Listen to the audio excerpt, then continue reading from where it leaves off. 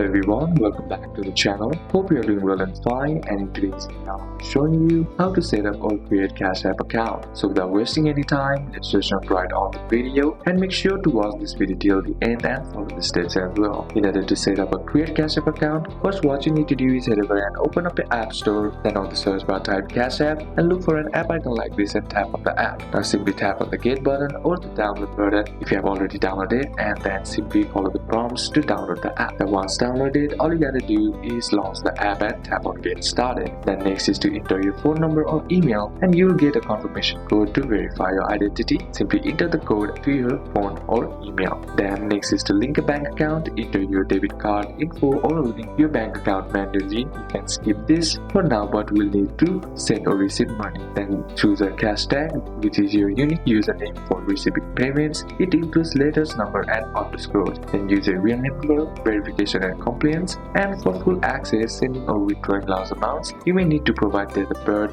last 4 digits of your social security number. So these are a couple of steps that you can apply, and that's it for today's video, guys. Hope this video was useful to you. Leave a like if it did, comment down any questions that you have, and see you soon on the next one.